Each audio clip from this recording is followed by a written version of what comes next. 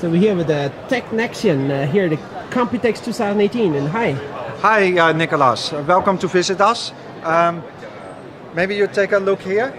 This is the Android Things development kit. So this is a new kit? Actually, this is the kit that we have been promoting together with Google. And it is the official starter kit for Android Things. And Google gave them away at Google I/O a couple months ago. And how many people? Everybody at Google I/O got one, right? So Google say there are around 8,000 people joining in Google I/O. So they all brought one home. It's a nice carton box setup. And what's this connectors and stuff that's here? So it's a camera here, so you can see yourself. Not that anyone is interested to see you, but here, yeah. See, there you are, man. You need to shave. Yeah. And a touch panel, of course, and Wi-Fi, and here some LEDs and some buttons just for development. So how's it going with the Android Things ecosystem? And you're like powering all the dev kit, most of the dev kits out there, right? So now the preferred dev kit is the iMac 7, and the iMac 8 is joining Android Things as well. So I have here the Android Things iMac 8M Pico module. And so you see, the 8M SoC with the low power DDR4, the eMMC on the rear, and a Qualcomm QCA 9377 worldwide certified Wi-Fi solution. So this is a special Wi-Fi solution? Yes. So first of all, to finish up the Android Things, the Pico iMac 7 and the Pico iMac 8M, they are pin-to-pin, which means that they are using the same three connectors on the bottom of the PCB. What does the three connectors do?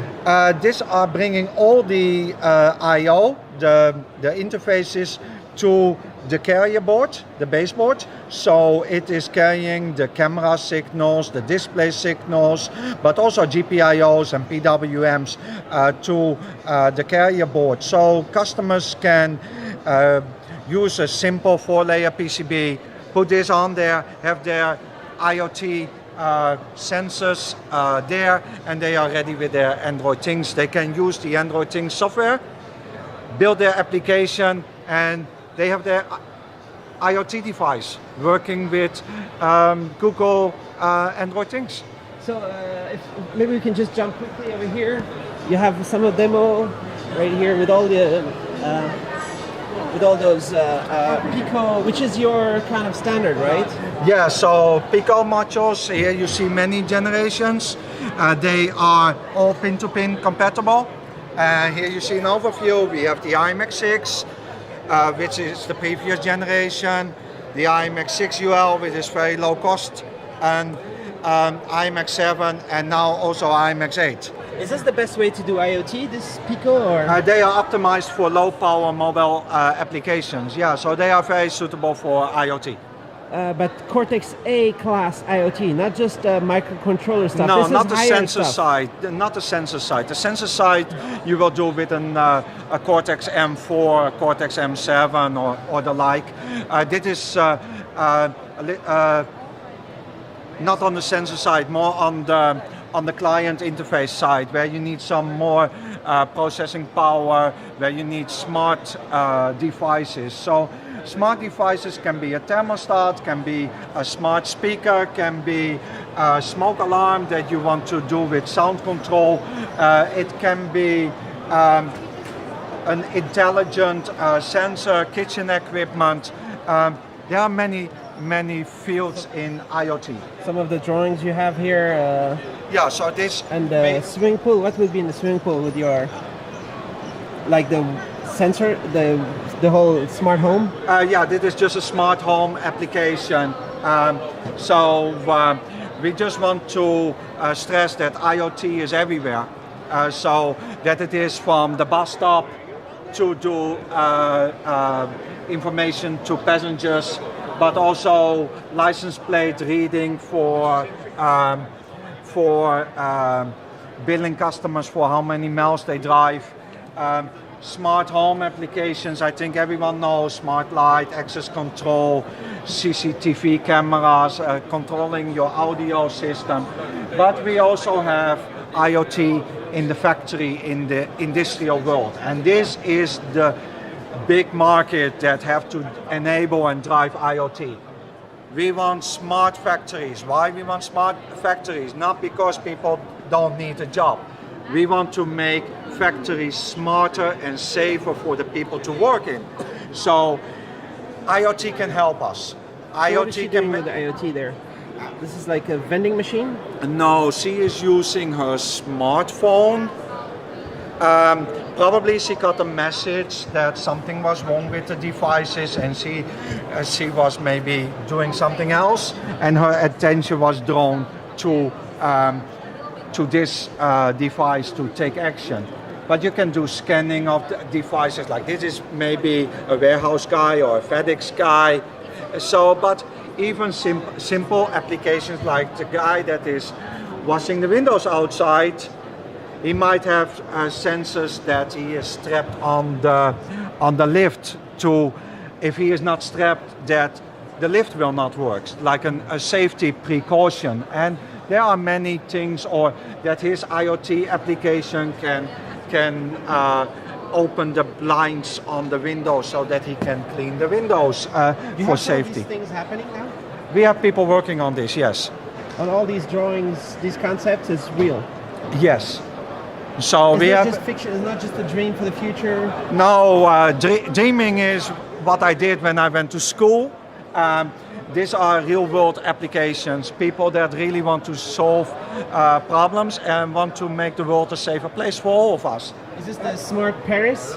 Yeah, this is the Eiffel Tower. It's very skinny. Yeah, this is just a vending that you use your smartphone to buy products, and the vending machines then being linked up to the cloud, so that the company that owns the vending machine knows we are out of Coca-Cola, so we will send a truck there to refill the Coca-Cola. Is this space? No. No, this is not space. This is another factory. And so it's another factory automation? So this is a factory application, where the other one was more an office application. And here the last step is agriculture, so farming applications. There's a lot of IoT going on there, from things for the machines, but also IoT with animals to know how much food they eat on a daily intake, when they are fertile to get babies, so that you know I need to get the male candidate with the females to reproduce. So that is all farming. And the boards are in the farming now. We have a lot of customers in agriculture. Yes, nice. Correct. Yeah. Oh, sorry, let me jump right back here. And this is this form factor is the same that's here. Yeah. But this is more an SBC board, just Raspberry Pi form factor.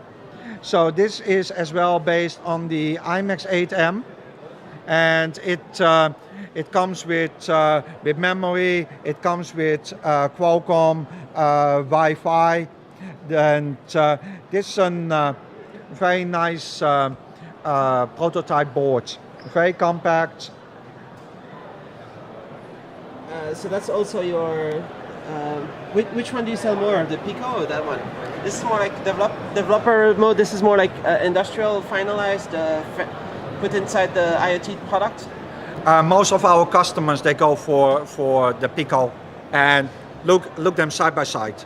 So what's it's the price size. difference?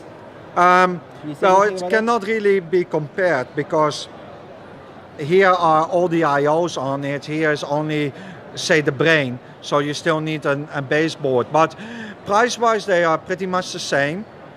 So with the Macho, you have more flexibility, and you can customize it easier with a baseboard. Here you will need to work with a head, So both ways have their benefits and their disadvantages. So this is the IMX8M, the quad-core ARM Cortex-A53. Yes, which is, correct. At Embedded World, they announced general availability. Yeah, and now it starts shipping. So it's now on very short delivery dates. For the 1 Pi, this is the 1 Pi, units actually start shipping last week slowly to developers. So we have a big backlog with pre-orders, and people slowly get their kits as they are fully QC'd and shipping to customers. So there's still some availability constraints there. We think we will fulfill all the orders within the next 4 to 5 weeks. And this is the Pico module. Currently, it is at Google for having this in Android Things. And products will start shipping to customers also probably beginning of July, maybe the end of June. So how's the Android Things performance on IMX8M compared to IMX7?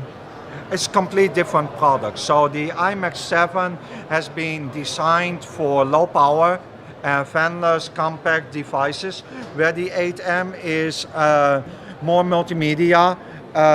It has a very powerful GPU. It can drive 4K displays. So the power consumption is a little bit higher, but the performance is a magnitude. So compared to the IMX7. 10 times, maybe.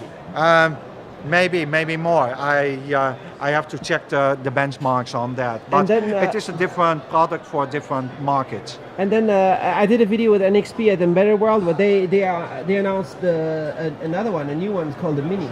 Yes, the Mini. This is 28 nanometer, and the next one will be 14 or something. Yes, like that, correct. Right? So that is a new process, 8M Mini.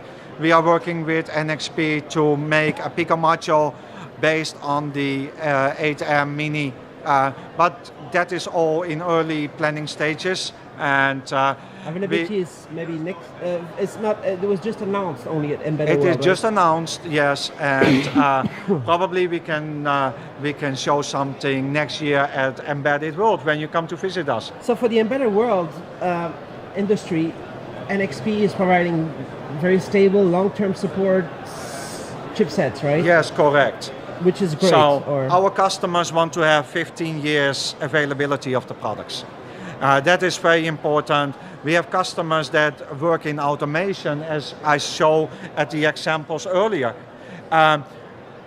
Agriculture, factory automation, even home automation.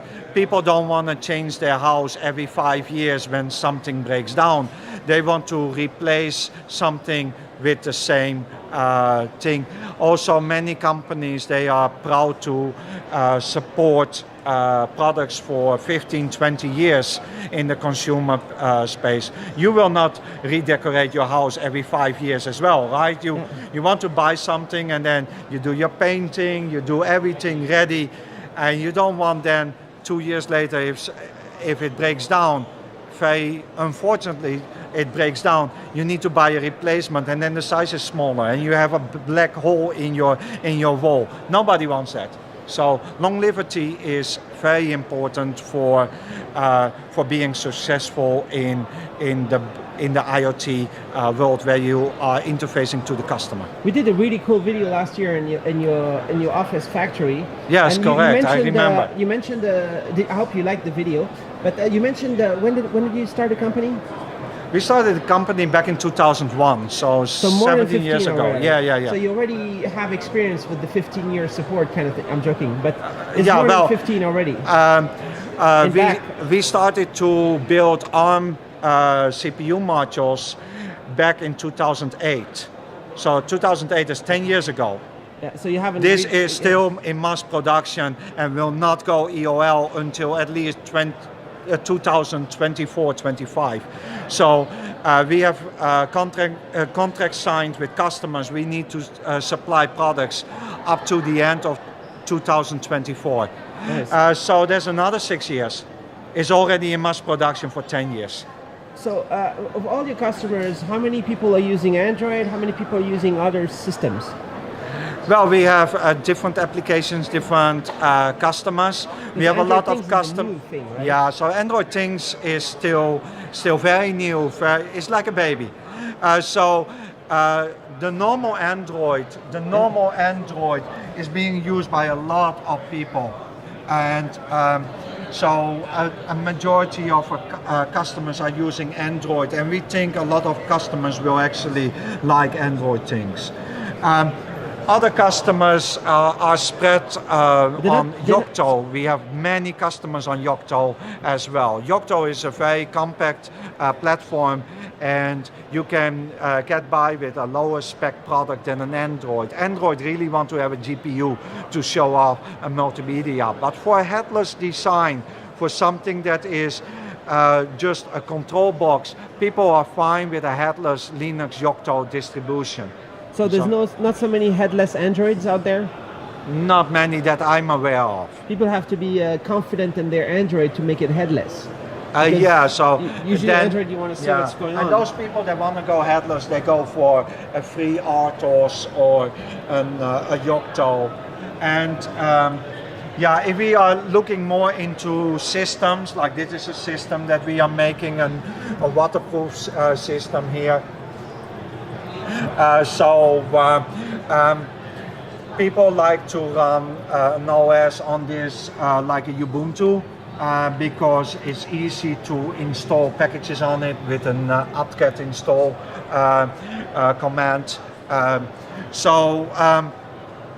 Different applications, different industries, different operation systems. So IoT is a lot about connection, and you're talking about IoT. Everything is connection. So what's with let me show you. It's very, very small, so I hope you guys can see it. This is only 12 by 16 centimeters, millimeters. It is a soldered down module. Here, as you can see, it can be soldered down. This is a Bluetooth plus Wi-Fi combo module.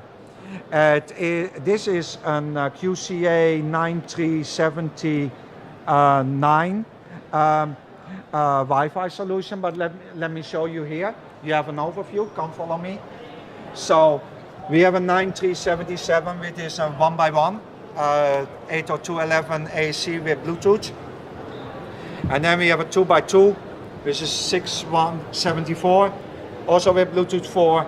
And the 9379 is a 2x2 with also with a Bluetooth, much higher performance than the others. And just to give you a sneak peek, next year we will come out with Bluetooth 5. So, but connectivity is one thing. We also want to ship around the world, and one big problem that everyone is going to face using Wi-Fi is certification. You need to be certified into the countries that you will sell your IoT product. So everyone knows FCC, USA FCC, but that only covers the US. CE, we all have seen it on our products, which is for Europe. But if you sell a Wi-Fi product, a Wi-Fi enabled product, you need to have ETSI for Europe as well. You need to have RED certification. You need to have IC certification for Canada. You need to have CTIC RTM for Australia and New Zealand. You need TELEX certification for Japan. We did all this certification already in our products, so you don't have to recertify. This certification will set you back $100,000 per product that you will design. If you work with a certified module, you can save this certification cost, and you only need to do EMI, EMC testing, which is only a couple $1,000. So when you're building your next IoT platform, Nicolas, and you need to have Wi-Fi, you either need to factor in $100,000 certification cost, or you need to find a certified Wi-Fi solution that can reduce this certification. Are you the only one to do this? As far as we know, we are the only one that has all the certification. There are some people that have FCC. but that we know there's nobody that has all the certification. But we have more than this. Just go up a little bit. Operation temperature, minus 40 degrees Celsius, which is also minus 40 degrees Fahrenheit, up to 85 degrees centigrade, working temperature. So operating temperature of the products. So very small, very versatile, but very, very handy and already prepared and ready for mass production. Do you have different ones? No, this is the one that's soldered down. Here I have one that is a little bit bigger because people want to have an easy prototype. So we have this and voila, there we go. We have a board-to-board connector here. And if we now walk a little bit to this side again, because there we go. I was talking about our Wi-Fi. The same connector, you can click it in. So if you have applications where you have different needs for Wi-Fi, where you have different requirements, maybe some applications where you don't need to have Wi-Fi, you have an option that you can easily attach or detach it onto your product. So you have a differentiation for special markets. How do you attach this one? Well, that one has to be soldered, so you need to have a factory. Yeah, need to have a factory for that. And that can be that's already on here. Or? Yes, here, side by side, soldered on, next to it. Let me just choo.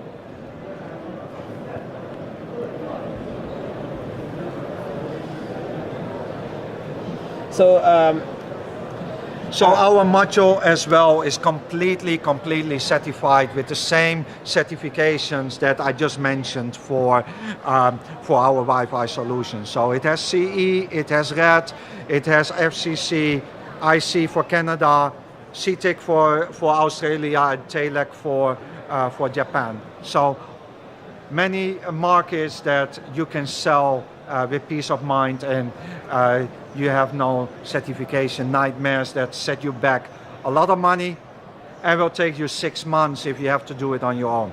And over there on the wall you're showing a little bit more, right? About this. Is this? Yeah, so this is a prototype board and development board. So it's the same module that I just showed you, now assembled on a PCB, and I think we can pull it off. Yeah, we can. It's a Velcro. So this is an SD card connector, so you can put it into an SD card slot on your development board to test drive the Wi-Fi solution. So how's the Wi-Fi performance compared to like a laptop or something? Well, the Wi-Fi ICs that are used by us are the same ones that are used into Android high-end phones. 2x2 802.11ac, you can reach hundreds of Mbps speeds. So they are super high-end. So in the smart home and the smart factory, you can have a whole bunch of Wi-Fi devices. They'll be stable, connected, very stable. Yes, and if you have more low-speed I/O that only need to spit some small data, we also have Bluetooth and Thread module. So Thread is an 802.15.4, and here you see and that one as well. Again, it is certified. So we do the certification worldwide for our products. So what do you do for maybe LTE or LoRa and stuff like that? Our focus is in the office, in the house, and the last mile. Linking up to a telecom is something that we currently don't do. We focus on the gateway, the client interface, and the sensor part. Have this all collected the data into the gateway, and then the gateway connects with an LTE solution towards the cloud. And But when you talk about the agriculture with the cows and stuff, you might want to need more range, right? Well, if it is in stables, in the stables, it is you have Wi-Fi. If you work on the land, you need to have an uplink that is an LTE link. But people can just use this. Everyone has this. And I can put this in hotspot mode. And my hotspot mode, I can connect it to my tractor.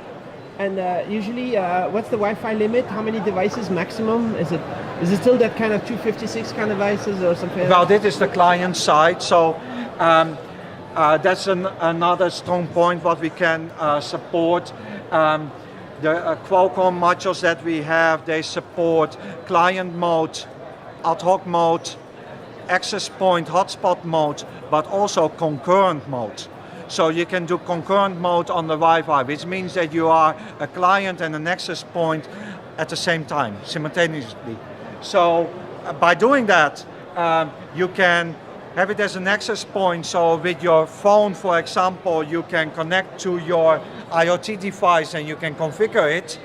But once you have it configured, it is a client mode to your access point in your house or in your office to offload the data that it will collect and want to process for cloud and data analytics and big data. It could be useful to have Wi-Fi mesh also, right? Yeah, it's supported. So you can just hop and expand yeah, the but size if of you the want to network. do really high performance mesh, you need to go for the access point SoCs from Qualcomm. This is the client mode. So this is the client side, which is the nodes. And the access point node side, you're talking about the big gateways.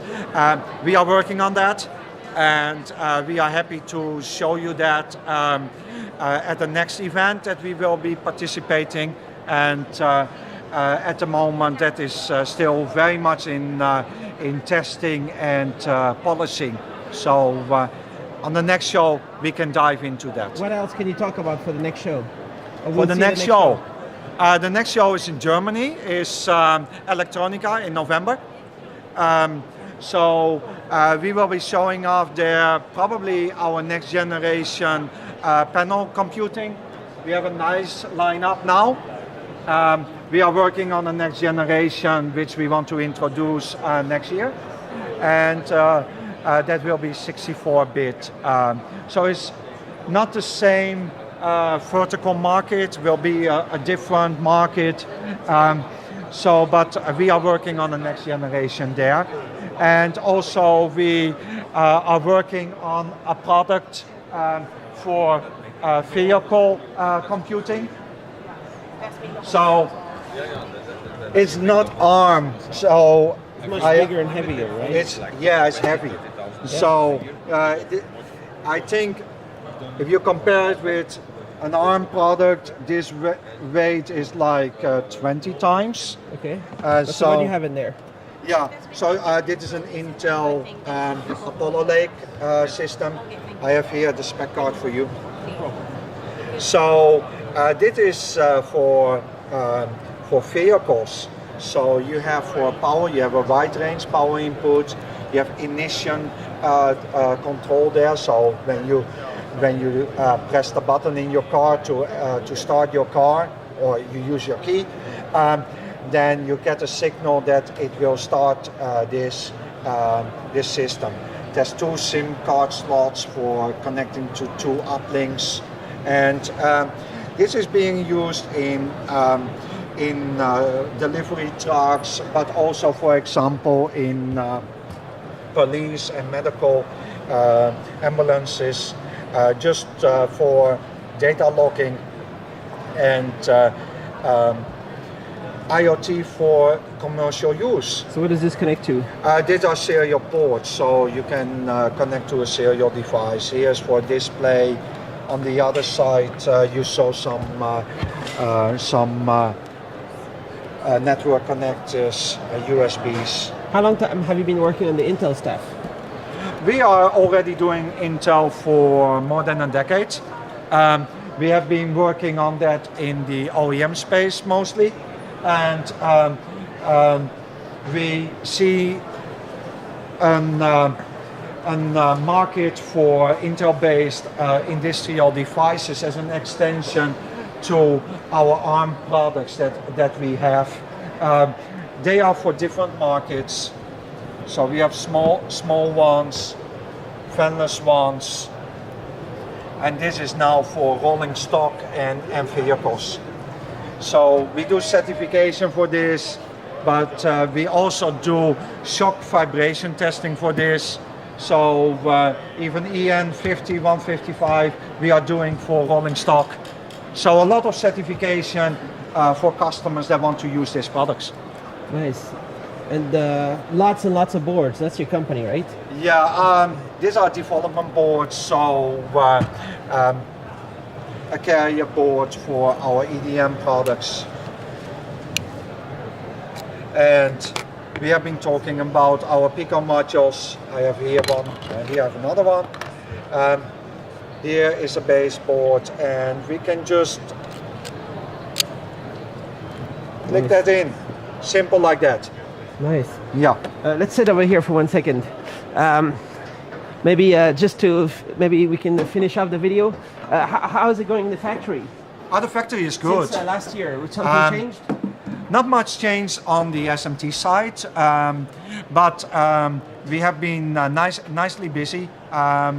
Also for Android things, the development kits, we had to ship many to Google I/O, and many people showing interest in the Google kits.